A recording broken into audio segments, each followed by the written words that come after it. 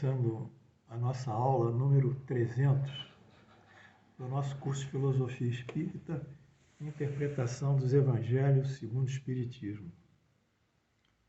Muita alegria da minha parte que eu quero dividir com vocês para alcançar um número 300 de aulas, todas elas trabalhadas, estudadas, pesquisadas, amparadas e respaldadas por referências bibliográficas e documentação hábil. Tudo isso é um grande trabalho. Essas aulas não são palestras nem retóricas. São aulas mesmo acadêmicas, em muitos sentidos, e que demandam justamente essa dedicação, esse esforço pessoal. Por isso é sempre, para mim, o professor Paulo, receber essa generosidade de Deus. Deus tem sido muito generoso comigo, me dando a oportunidade de poder transmitir a vocês esses conhecimentos. Utilizando as minhas habilidades inatas, a inteligência, a experiência de vidas passadas na ligação com a espiritualidade, basicamente com a filosofia espírita, utilizando também meus conhecimentos dessa vida na minha formação médica, psiquiátrica, psicanalista, psicanalítica e filosófica. Uma junção de vetores do saber que colimam e que se dirigem à transmissão dessa grandeza que é a doutrina espírita. Então, nessa aula número 300, eu peço para vocês clicarem e vou recapitular um pouquinho a aula passada, porque a aula passada teve também um toque especial para mim. Nós estudamos as leis que movimentam as civilizações. Quer dizer, estamos começando há diversas aulas atrás. Aqueles que estão me vendo hoje pela primeira vez, eu peço a gentileza de recorrerem a umas 5 aulas, 6 aulas para entender esse processo e essa didática que está em curso. Mas na aula passada nós tratamos das leis que movimentam as civilizações e que fazem progredir. E eu fiz esse triângulo aqui,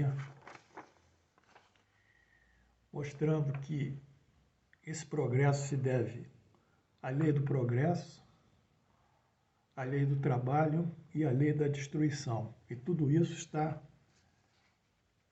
envolvido por uma lei maior, que é a lei da justiça e do amor.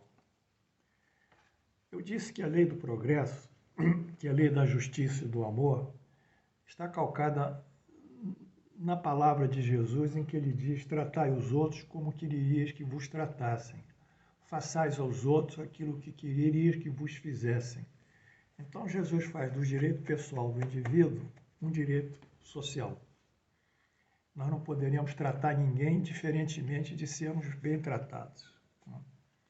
Então, essa lei, ela estabelece os direitos e os deveres de ordem moral e que vão se entrelaçar com as ações sociais e, mais em cima, com a legislação que vai equilibrar as relações do indivíduo para com outros e para com o Estado. Então, essa foi a lei da justiça, do amor e caridade que envolve todo esse progresso. A lei do progresso, nós citamos aqui a pergunta 783 do Livro dos Espíritos, que é um progresso que anda regularmente, mas quando a civilização está estagnando, ele recebe uma espécie de aguilhão, que é uma crise, que é uma agitação social, que é uma guerra, que é uma convulsão da natureza, um terremoto, um maremoto e até as pandemias. Então, todos esses processos que a gente sofre, no caso da nossa pandemia, é uma agudização da lei do progresso que quer que nós avancemos. Isso é visto pelo Espiritismo como um processo ligado ao progresso e evolução, não como um castigo divino, como muitas religiões interpretam. Vimos também que outra condição da lei do progresso é o trabalho. O trabalho é toda atividade útil. Qualquer atividade que beneficie o próximo e a sociedade é trabalho. Tempo e trabalho são as grandes alavancas do progresso. Então, o trabalho ele não está distrito a uma função específica. Ele está ligado, de acordo com a doutrina espírita, à sua efetividade, ao seu finalismo. Isso sim que vale o trabalho. E o finalismo é útil, é bom para a sociedade, então é o verdadeiro trabalho. Isso está na pergunta 675 do Livro dos Espíritos. E, finalmente, a lei da destruição, em que a destruição, na realidade, é a primeira fase de um processo de transformação que vai se seguir por um processo de evolução. Então, para nós espíritas, não há destruição, há transformações para o progresso, para a renovação em novos referenciais de melhor qualificação moral e qualificação intelectual. É a pergunta 728 do Livro dos Espíritos. Foi isso que nós vimos aqui ontem. E o mais interessante dentro disso, me permita dizer, é que eu fiz um pequeno paralelismo entre como o Espiritismo concebe o progresso, aqui está, e tendo o Espiritismo a concepção de Deus, a concepção das leis divinas, e essas leis divinas é que movimentam, com a concepção da filosofia marxista, da dialética do materialismo histórico, em que Karl Marx e Engels, que foram dois filósofos, eles propuseram e afirmaram que o crescimento das civilizações seriam baseado em ordens econômicas. Quer dizer, todo o crescimento e o progresso se deve à economia. Mas Karl Marx e Engels eram homens que não concebiam a vida espiritual. Ou seja, eles fizeram uma proposta filosófica mutilada já, eu diria, semi-abortada na sua origem. Por quê? Porque eles não consideraram outros fatores, que é o próprio indivíduo, o ser, o indivíduo inteligente, evolutivo, o espírito, a alma, nós. Não consideramos nós, considerou o social ativado pela economia. Mas nós estamos vendo aqui que esse processo dialético histórico ele cai na medida em que ele não pode responder por as condições que a civilização cresceu ao longo das diversas épocas, que às vezes um processo, eu diria, moral impulsiona a civilização. Como? Sem ser econômico. Como? O advento de Jesus. O advento de Jesus foi o grande impulsionador, o grande motor das modificações morais que foram em seguida se sucedendo ao aperfeiçoamento da civilização. As leis. Então, Marx era materialista. Marx não concebia a vida espiritual e por isso sua teoria ficou quebrada. Ele não entendeu que mais além das suas concepções há essa lei do progresso, há essa lei da destruição, há essa lei do trabalho, há uma movimentação das leis que vão seguindo o curso da própria civilização. Então, o materialismo histórico, ele morreu, porque não foi só pela economia, como ele não concebeu outros fatores, que a humanidade cresceu. A humanidade cresceu pela cultura, pela ciência, pela moral, que são outras condições do ser humano, nós. Então, eu tive muito prazer em mostrar esse fator aqui na aula passada, porque é um fator tão consistente, tão próprio da doutrina espírita, que ela apaga qualquer ideia de uma emersão socialista à luz de uma reforma econômica. Por outro lado, o Espiritismo tem suas leis, as leis da liberdade, as leis da igualdade, as leis que eu falei da justiça. Então, à medida que a humanidade se depurar moralmente e se tornar mais intelectualizada, à medida que aqui na Terra forem encarnando outros espíritos muito mais evoluídos do que estão, porque os que aqui vêm para um planeta de provação, de expiação, vêm para um planeta que é um grande presídio, um grande hospital, não é? Onde são todos doentes e trevosos. Esse que é o planeta, é o abrigo dessa gente, e onde o mal prevalece sobre o bem, a injustiça sobre a justiça, o orgulho sobre a humildade, o egoísmo sobre o despreendimento. Então é um planeta difícil pela sua população planetária, mas à medida que essa população for sendo transformada através das reencarnações, aqueles que aceitarem as leis divinas, aceitarem a conduta de um juízo do bem, e outros espíritos mais evoluídos entrarem aqui já com a consciência do bem maior, esse planeta vai caminhar para uma justiça social natural, sem poder coercitivo, sem coação, sem perda da liberdade, sem ditaduras, sem nada. Ela vai caminhar como uma água deflui de um curso, cai pelas pedras de um grotão e vai saindo, batendo numa pedra de outra, num borbulhar fino e sutil da própria natureza que cresce e se beleza. Então, na realidade, a única forma de identidade do Espiritismo com o Marx é que nós, um dia, a Terra será socialista, um dia, mas um socialismo diferenciado, que é baseado no merecimento, nos valores de cada um, nas suas perspectivas, ou seja, não teremos mais miserabilidade, não teremos mais falta de alimentos, não teremos mais falta de remédios, não teríamos mais falta de, não teríamos nem precisaremos de justiça, não precisaríamos de nada, porque os homens se respeitarão naturalmente uns aos outros, consignados aqui pelo texto de Jesus, que é a lei da justiça, fazer o outro aquilo que quereis que vos façam. Então, nesse momento, haverá um equilíbrio, não propriamente igualitário entre todos, porque todos os espíritos são diferentes, têm personalidade diferente, não são iguais, mas eles podem ter objetivos de justiça social melhor e comum.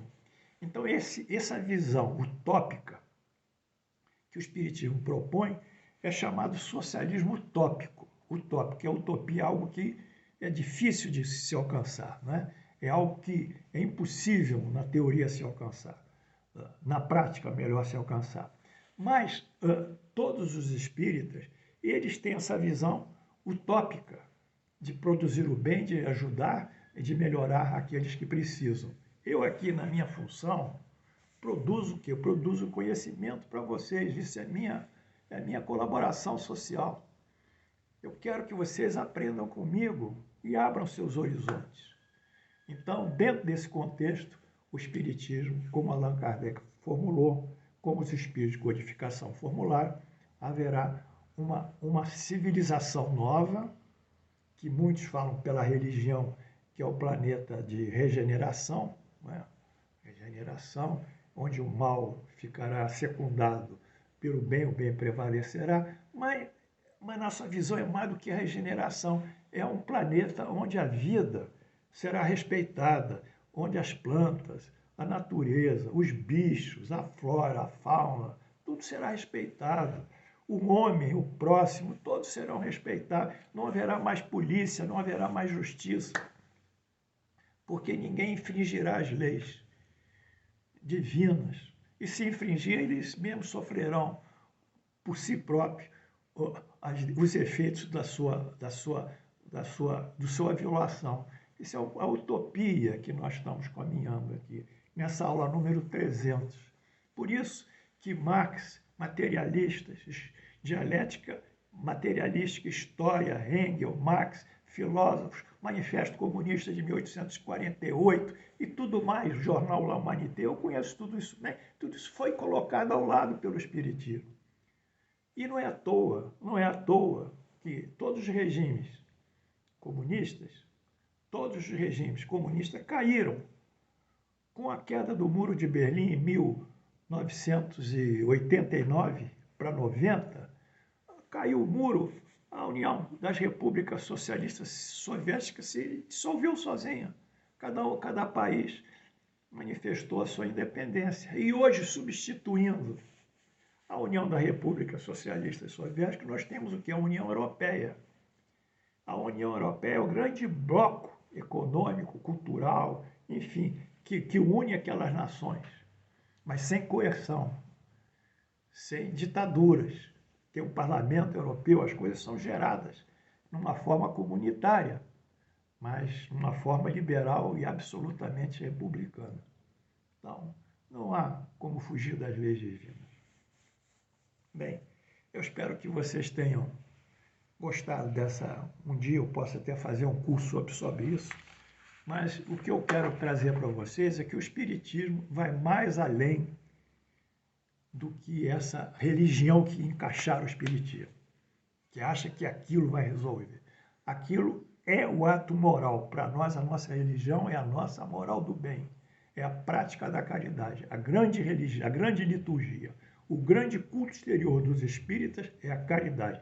A liturgia, caridade é a nossa liturgia. E vamos trabalhar para o bem comum. E vamos ajudar os outros. E vamos procurar dar condições de saúde, de cultura, de estudo, o melhor possível.